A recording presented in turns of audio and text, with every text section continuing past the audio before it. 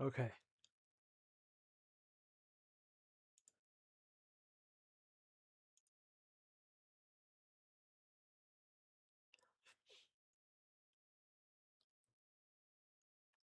Hello and welcome to our live stream. Bari Luz Bolorin to our Unified Armenia YouTube channel. Today is Friday, the 19th of June, 2026, Anno Domini. And we are testing our equipment, folks. We are testing our equipment. Bari Luz Bolorin, welcome to our channel. Unified Armenia is discussing all things Armenian. We're going to talk about how to make Armenia the most secure country in the world, how we're going to create new jobs, high-tech jobs, how we're going to improve the economy in the Republic of Armenia using the LKY's approach. LKY was the leader of Singapore who took the country within 23 years, folks. He turned it from a swampy, tiny little island of 500 square kilometers, just 500 square kilometers, into a world-class financial center, a metropolis that is world-renowned. Now, 500 square kilometers, folks, that's 41 times smaller than the size of the Republic of Armenia. And the next point that we're going to discuss is how to stop the brain drain and how to reverse it. The brain drain represents the outflow of experts, scientists, engineers, and other professionals out of Armenia, particularly during the early 90s when the Soviet Union collapsed. The so-called dark 90s, dark and cold 90s, caused millions of people to move from Armenia. The next item we're going to discuss is corruption, how we're going to introduce an aggressive anti-corruption campaign, again borrowing from the ideas of LKY, who instituted a very robust anti-corruption campaign where he did not even spare his closest friends, folks. When his best friend was caught red-handed with $1 million cash bribe in his hands, everybody was looking at LKY and hoping that to see what he's going to do with his best friend. But folks, he did not spare him. He did not protect his best friend. He let his friend go to jail for 150 years or so. The point is, had he spared his, best friend, he would probably have to spare all of his other relatives and friends because corruption was widespread in Singapore at that time, many years ago. Not anymore, folks. Nobody wants to take a bribe because all the governmental officials have an equivalent of something like $150,000 a year salary. That's over $10,000 per month. And the reason for that is so that they won't be, enticed by, by bribes or even considering taking a bribe. If they get $10,000 per month in their, monthly salary, wages, $10,000, and that should be enough to pay for all of the expenses. The next item we're going to cover is education, how we're going to bring top educators from around the world to essentially create a new class of multilingual, higher IQ Armenian professionals, diplomats, engineers, the new sphere of nanomaterials. For example, Dr. Organov, who is an Armenian, he got his first PhD in London, his second PhD in Switzerland at ETH. He spent many years in the United States, and when he was trying to apply for a job at the Yerevan State University, unfortunately, he was turned down at that time because many years ago they couldn't accommodate his salary requirements. So he moved to Skolkovo. He is now in Moscow. He is in Skolkovo in Moscow. He runs the nano materials department or something like that. He also teaches at the Physics Institute in Moscow.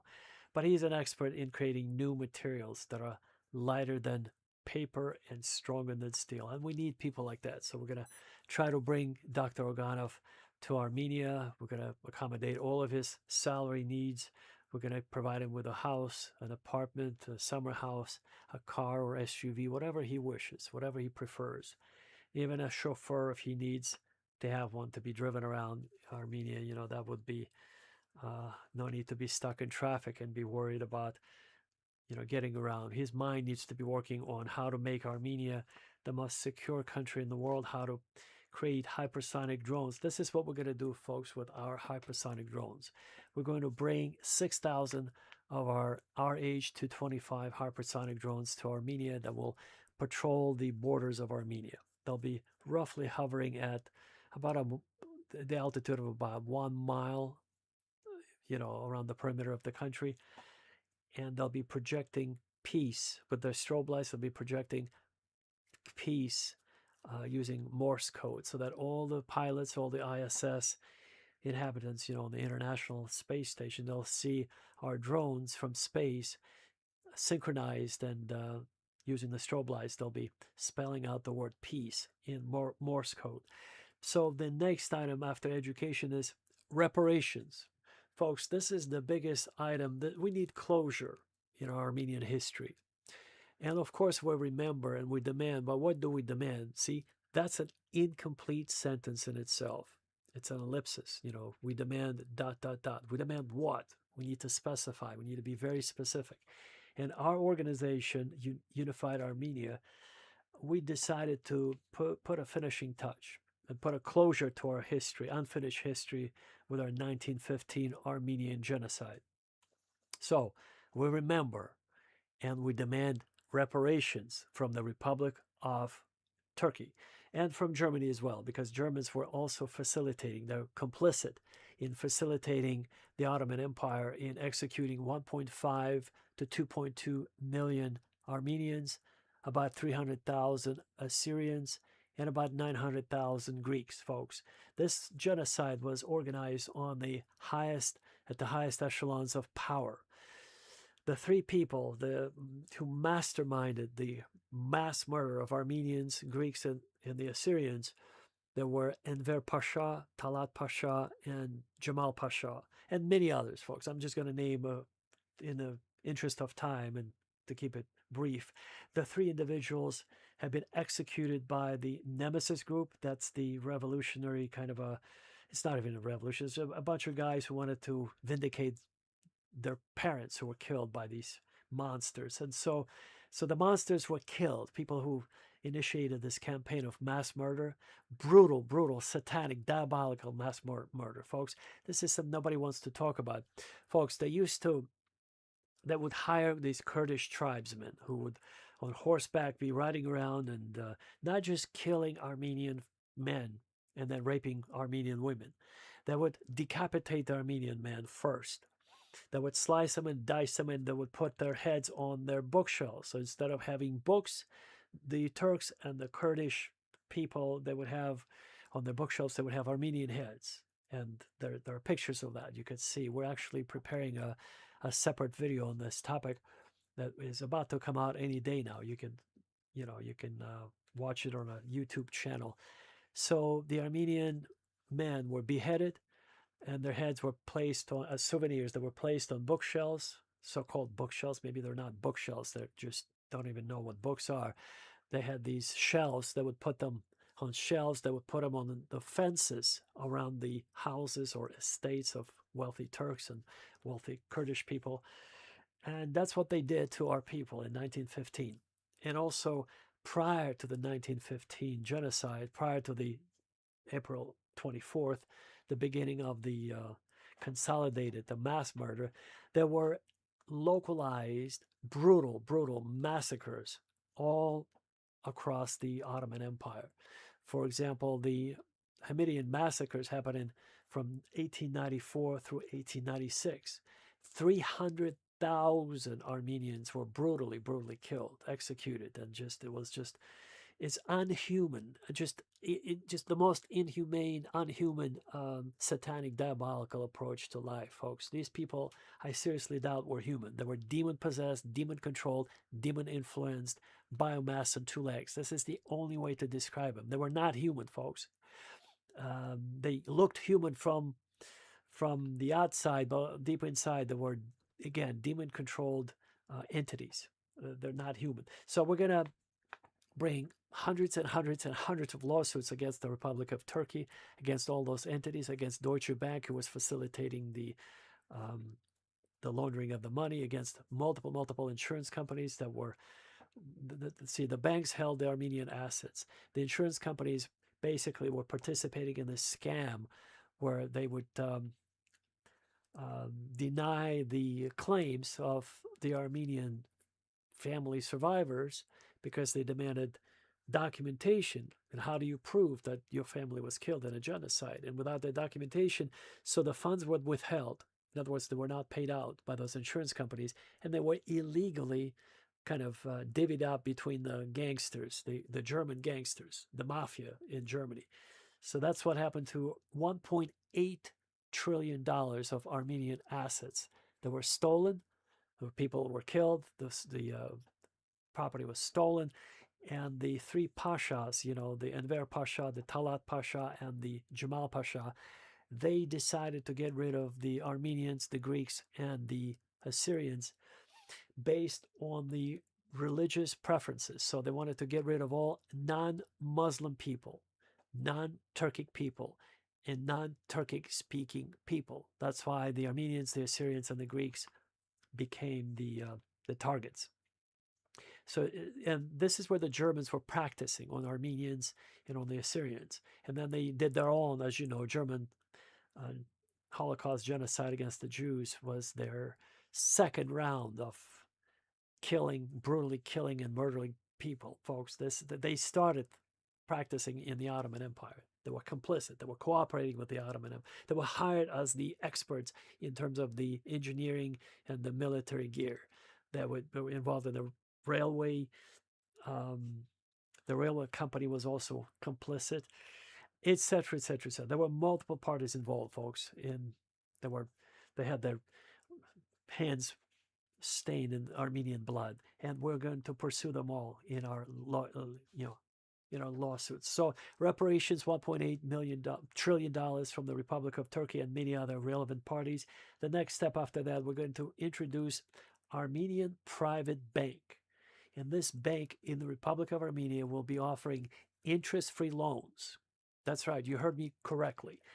Interest-free loans, just like in most Islamic countries.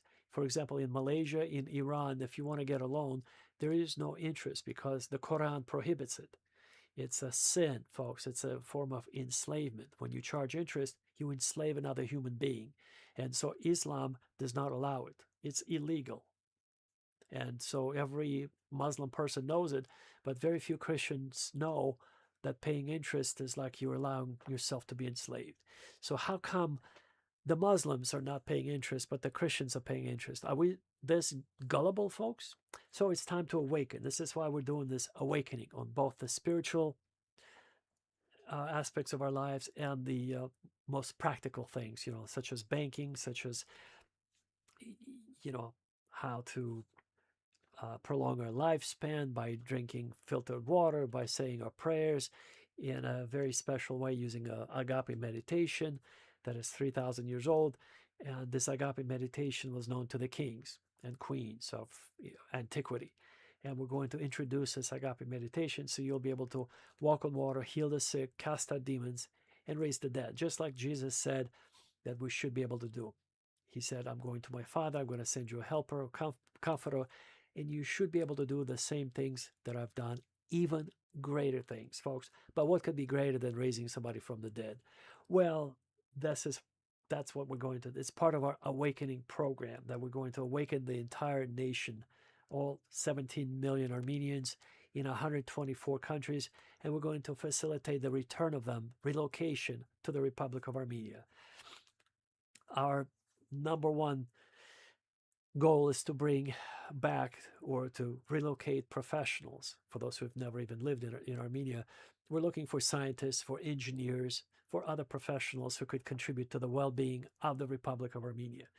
So the jobs will be created by building factories that will manufacture our hypersonic drones. Hypersonic drones are RH-225 drones that will be traveling, at the speed of Mach 85. which is approximately 105 to 109,000 kilometers per hour, or 68,000 miles per hour. Now, how is it even possible? Well, folks, we use supercomputers in a different capacity. We don't fool around with them like you do. We don't use, ChatGPT 5.0, 6.0, 7.0. We actually run very specific algorithms or programs on our supercomputers, and we actually connect them in a daisy chain pattern. So the daisy chain is connecting them in such a way that they could communicate to each other. So we're practically removed from the conversation, because the human mind forgets everything. It can only remember 1%, and it forgets everything what happens tomorrow. And what happened yesterday. So tomorrow, folks, more than likely, unless you listen to this message, you won't even remember what I said in this live stream. So if you want to remember, just come back and keep listening to this message, because your brain will only retain maybe at best 1% of everything that it takes in right now. Unfortunately, that's the human limitation. So we took supercomputers and we made them talk to each other, create new nanomaterials, new laws of physics, alternative propulsion systems, etc., etc., etc. So that's how sophisticated we are. In other words, we don't use supercomputers to play around. By the way, folks, there is no such thing as artificial intelligence, so that you know. That term was coined by, I believe, Dr. McCormick in 1950s, 1959 or 1955 in New Hampshire. He just wanted to secure some grant money for his research. So he came up with this cute term, artificial intelligence. He was a computer science professor at, I believe, at the Plymouth College or something like that. But you can look him up, folks. Professor McCormick or McDonald or something like that. And he coined this term, artificial intelligence, in 1955, I believe. And so, but there's no such thing, folks. All it does is it's a large language program that is converting language, text to language, text to language, language to text. That's all it does. And then it calculates certain answers to impress you. What we have, we do completely different, folks. We don't use it for we've been communicating with our supercomputer since August of 1992. We've pre-recorded a professional actress's voice, and so she recorded for us something like 10,000 phrases, and our supercomputer would answer to us in 1992 the same way that a modern, you call them AI model, would answer to you. But we've used it on our desktop computers since 1992. And the quality was much better because it was a real human voice, not a synthetic, synthesized computer voice. So it was an actress's real voice that we recorded. And any question we would ask, it would give us an answer converted from, from text to speech. And we would hear the answer on two speakers that were sitting right by the computer. And it sounded much more realistic because a real human voice. It would answer to us, what's the weather tomorrow? We'll say, tomorrow the temperature is 72 degrees Fahrenheit or 21 degrees Celsius, something like that. It was a real human voice, folks. And we've been doing this since 1992. Can you imagine what sort of technology we use today? It's just mind-boggling. If I told you, again, it's hypersonic drones, the real sort of a result of our wonderful work that we've been doing for over 30 years. Hypersonic drones, new nanomaterials that these hypersonic drones are made out of. These drones travel at incredibly high rates of speed. If you were to try to capture it on video, in one frame you see our drone, in the next frame it disappears because it accelerates to Mach 85 with incredibly high rate of acceleration. It disappears from the frame. So the next frame it's gone, folks, but it's actually accelerating. So to give you an idea, our drones, it takes about 6 minutes to fly them from Chicago to Yerevan.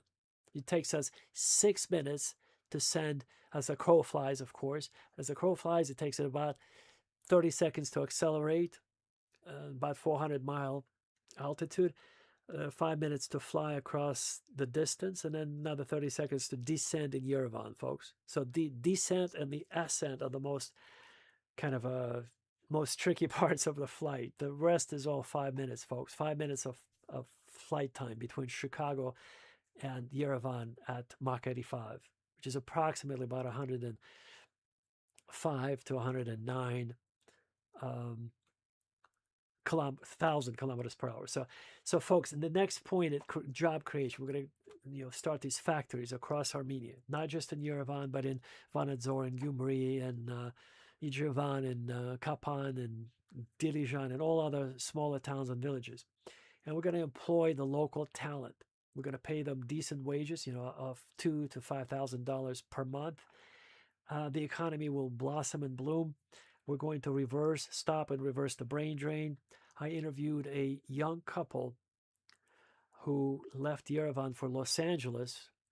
Her name's Anna. Anna is 21 years old, and she came to America with her boyfriend. And I asked her, why did you leave? And she said, because in Armenia, she didn't see any big, big, big opportunities where America offers, virtually unlimited opportunities. Armenia had, she wanted to make money. She had to become a waitress and work at some restaurant, which is pretty much kind of almost the same as it is in America now, almost anywhere these days. But she works as a secretary at some company in Los Angeles. And I asked her, what would make you, if you had an opportunity to work with some, high-tech job, would you stay in Armenia and not even want to leave for another country? She said, absolutely. Yeah, if she could earn $2,000 in Armenia, she would never leave Armenia. So this is what gave me an idea to initiate, jumpstart, boost the economy of Armenia by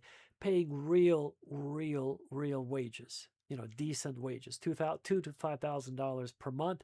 And we're also going to pay $3,000 to stimulate the families to grow. So for every child that a family would have, every new child that the family would have in Armenia, in the Republic of Armenia, we will be giving them $3,000. So you have triplets, you get $9,000. You get twins, you get $6,000. So for every child, they will get if you will, a bonus check for $3,000. This is how we're going to solve the demographic problem in Armenia. This is the only way to solve it, folks. There's no other way. You can't sweet talk them into making babies. So $3,000, that's just the initial incentive to want to have babies, more babies. But then we have to support it somehow. Folks, what if they make 100 billion gazillion babies? How are they going to survive without a functioning economy? It's going to collapse the economy. So this is where our robust plan of job creation using our factories, very advanced high-tech factories where our hypersonic drones will be manufactured in the Republic of Armenia, that will guarantee that not only will they have babies, they can support those babies after the fact with $2,000 to $5,000 a month salary. So that's how our economic plan will sort of unveil in Armenia. The brain drain, we're going to be targeting top scientists. We have all of their addresses, we have a complete database of 17 million Armenians scattered around the world. And our focus is on top scientists, top engineers, top professionals in their respective fields, whoever they are. We're not just looking for nanomaterial specialists. We're looking for top chemists, top physicists, top astrophysicists, top mostly engineers, top AI specialists. We're going to bring them to Armenia. We're going to pay them whatever they ask, whatever they demand. We're going to pay them. We're going to bring them to Armenia. We're going to provide them with an apartment, a house, a summer cottage, whatever they wish, wherever they wish. If they want to live in Dilijan, we're going to get them settled in Dilijan. If they prefer to have maybe a summer house in Dilijan and an apartment in downtown Yerevan, we're going to accommodate all of the needs. If they say they need a chauffeur, we're going to provide them with a chauffeur. They're going to be driven around Armenia because we don't want them to be stressed out with the terrible traffic on the streets of Yerevan. So anyway, on the roads of Yerevan. So our next point is corruption. Again, I mentioned robust anti-corruption campaign using LKY's approach. We're not going to spare anyone. Zero tolerance, folks. You get caught taking or making a bribe, you go to jail for 150 years.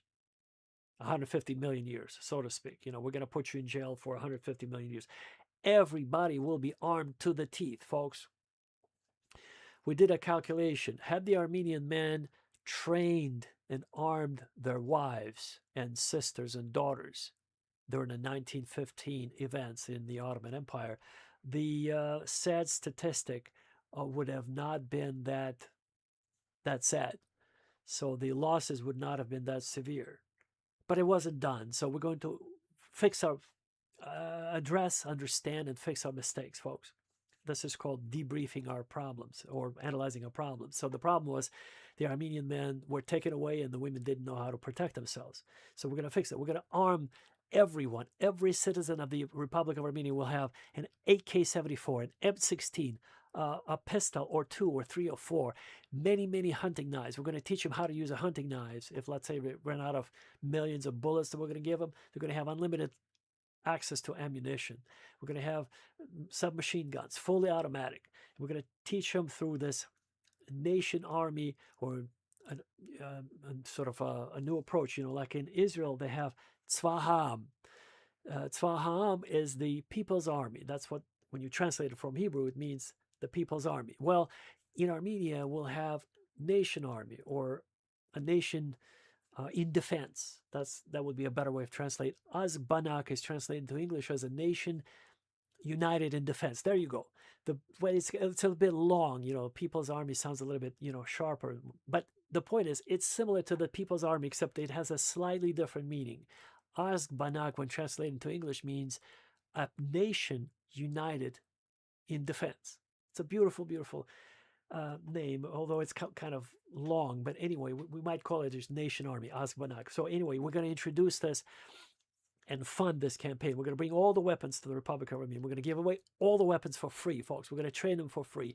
So 3 million Armenians will be immediately armed, plus our hypersonic drones. Nobody would even dare to think about invading Armenia after that point. Fully armed, fully trained, everybody's ready. Come and get us.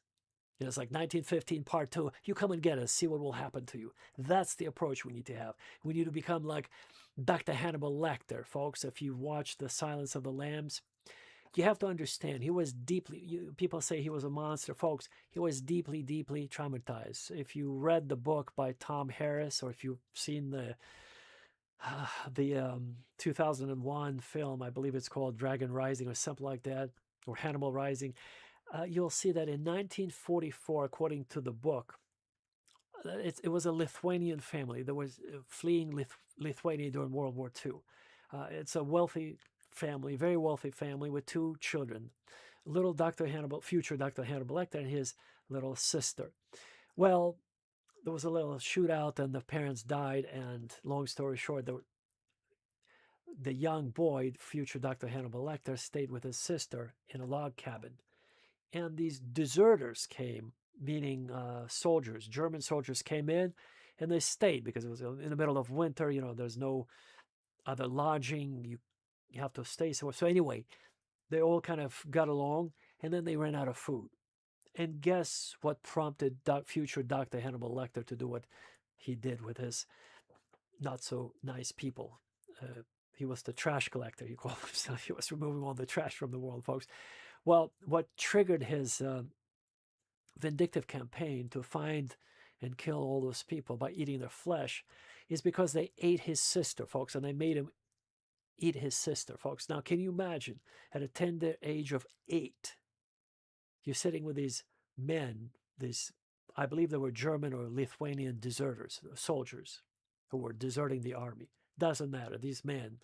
And these men were hungry, and they cut up his sister, little boy's sister, and they ate her up in a soup. They made soup out of Dr. Lecter's sister. Her name is Misha. It's like an interesting name for a girl. But anyway, they made soup out of Misha. And so to vindicate her death, he had photographic memory. He vowed that he's going to find out who those monsters, wherever they live, who they are, wherever they'll be. I mean, he remembered their names. He found out where they lived in the future.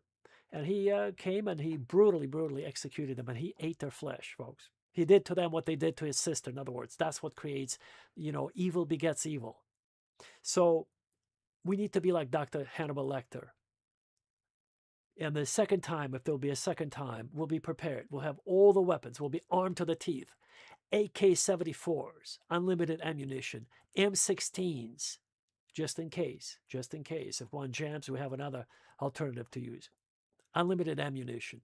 Pistols, all kinds of pistols, unlimited ammunition, all kinds of hunting knives. And we need to get some training for the population how to use those knives. So if any Azerbaijani people or any Turkish people would even dare to enter our territory, we'll do to them what they did to us, to our forefathers in 1915.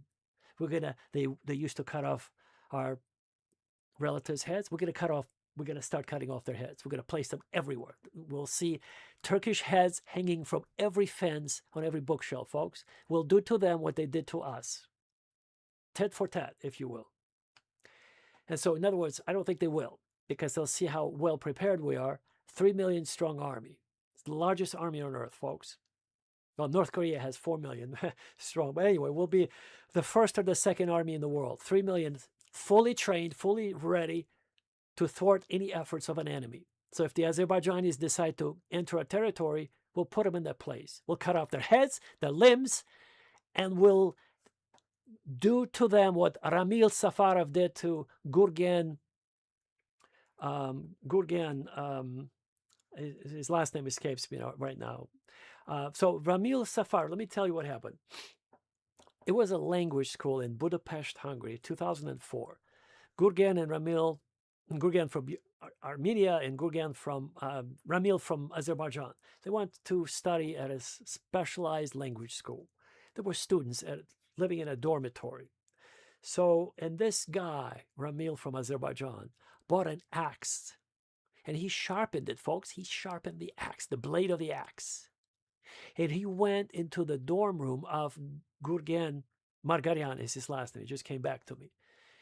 So Ramil Safarov went into the dorm room of Gurgen Margarian, and he decapitated his body, something like 69 times, folks, because usually a head doesn't sever on the first try. It's a very tricky thing to separate it. You have to watch a video on YouTube. There is another incident happened in September of 2025 at a motel when a young guy decapitated the hotel manager because they had an argument, a verbal argument, folks. And it used to be the men would duke it out with their fists.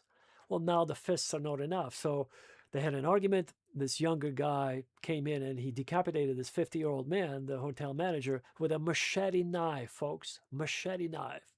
And the wife was trying to stop it. Their teenage son was trying to stop it. The wife and the son of the hotel manager. But you can see it on YouTube. This something like 29-year-old, 39-year-old younger guy with a machete decapitated this hotel manager. So, folks, it still happens today. You might be saying, well, whatever happened in 1915 doesn't happen today. It does. Ramil Safarov decapitated Gurgen Markayan in 2004. And then just recently, September of last year, of this year, a hotel manager, a 50-year-old hotel manager was decapitated by a younger employee of that hotel. They argued over something unbelievable. And the younger staff member went out and got his machete knife, was running around the parking lot, and he finally brought him to the ground, and he began to sever his head. And you can see it from multiple angles, folks. It happens to this day. Demons enter human beings to this day. Because this man, I believe, was demon-possessed to do such a thing. While the wife was trying to stop him. The teenage son was trying to stop him. The son and the wife of the hotel manager. Yeah, and he severed his head, folks, and this is not where the story ends. This monster, this demon-possessed monster, he kicked the head like it was a football across the parking lot. You can see it. You can watch it on YouTube, folks. It's unbelievable. So you can see the head rolling after he kicked it several times. And then he picked it up, folks, with his hand. And he put it in a dumpster. In a garbage dumpster, folks. He opened the lid, put it inside the dumpster, he closed the lid, and he just sat there. He was shaking off the blade, shaking off the blood of this man's. This is ridiculous, folks. This is demon possession 101. This is what the Turks did to our forefathers to our relatives in 1915 and prior massacres. It was exactly the same spirit. You might be saying it doesn't happen. It does happen. You can go on YouTube and you can see that. I just described it to you. I saved you some time and horror, the gore, so you don't have to even watch this horror on your screen. I described it to you. He kicked it as it was a football, and then he placed the head in a dumpster, folks, in a dumpster. And that's what they did to our relatives in the Ottoman Empire. And we haven't, folks, if we haven't received any apologies for that, the Turks have not acknowledged this. How could we be even thinking about doing any business with them when they haven't said, we're sorry, when they haven't offered to pay reparations, when they didn't show any remorse or penance, folks? No penance, no remorse, no reparations, not even an acknowledgement that they caused this tragedy for our family members, essentially. And we want to be doing business with those monsters, folks? Are you out of your minds, folks? What have you been smoking, folks? If you think that we should be doing business with Turkey, the Republic of Turkey. It's the same monster like before. You give them an inch, they take a knife. The next thing, they're going to be decapitating the people who live in the Republic of Armenia. Why? Because they're interested in their tyrannic goals, pan-tyrannic expansion, folks. That's their goal. Their dream is to reunite all the Turkic people on planet Earth, folks. And guess who is in the way? Any guesses? Who stands between the Republic of Turkey and Azerbaijan? Can you guess who stands in the way? Armenia does, folks. The Christian Armenia, same scenario like 1915, identical. So instead of thinking about doing business with Turkey, we need to force Erdogan. Let me have a little conversation with Erdogan. Erdogan, you're old. You're about to meet your maker. So why don't you just find the decency within your soul before your physical heart will stop beating, before you meet the maker? Why don't you become a bigger man and just acknowledge publicly on your national television the tragedy, the genocide that your people have caused to our people in 1915 and prior massacres? Why don't you just be a bigger man and acknowledge, ask for our forgiveness? And we, as a nation, if we Armenians collectively will decide to forgive you, we might consider doing business with you. But we're not going to be doing business over our dead relatives' bodies, decapitated torsos. We're not going to be doing any business because that's suicide, folks. And this is the awakening that we'll be discussing. Armenia stands between Azerbaijan and Turkey. They want to open the trade. They want to, basically, it's 1915, folks. Exactly the same scenario. It's just in the way. They want to connect the pan-tyrannic corridor highway is to connect Turkey with Azerbaijan, with Kazakhstan, with Pakistan, with Tajikistan, with Turkmenistan, with Afghanistan. So all the Turkic people, by the way, they all speak a common language. More or less, they can understand each other, That's more or less. People in Uzbekistan, if they said uch kuduk, a person in Turkey might say, yeah, uch kuduk. Yeah, I know what you mean. 3 wells. That's what it means, folks. Uch kuduk. Or Turkeri haberler. It means Turkish news. A person in Tajikistan will say, oh, yeah, I know what you mean. You mean Turkish news, right? And they it's not exactly the same language, but they kind of get it, folks.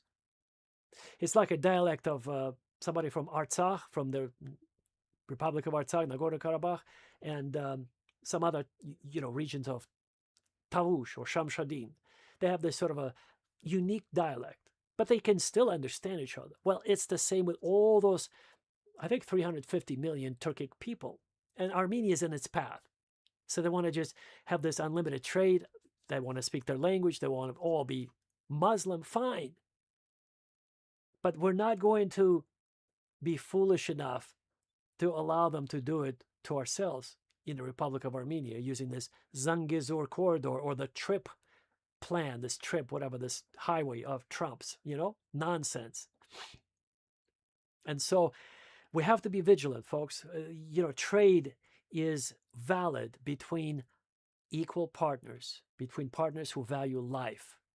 And if your so-called business partner just decapitated 1.5 million of your relatives and friends, you want to shake hands with this man or this person, with this entity, this demon-possessed, demon-controlled, demon-influenced entity, this biomass on two legs? You want to do business with this thing? No. First, they must acknowledge what they've done. They must ask for forgiveness. They must offer on their own reparations. And the most conservative estimate is $1.8 trillion. Very conservative. It's actually $4 trillion. But we want to stay conservative. And if they're not going to do any of that, folks, it's wartime. It is war. It's just undeclared war between Turkey and Armenia. It is happening right now. And the only thing that kind of sort of keeps Armenia more or less safe, is because the border is closed. And Armenia is isolated from Turkey and from Azerbaijan. You open the borders, people begin to pour in. Are you out of your mind? Even with our hypersonic drones that will be hovering and monitoring all the traffic, it will be not an easy task to monitor all those people, the inflow of millions of people from Turkey and Azerbaijan that will be coming and going.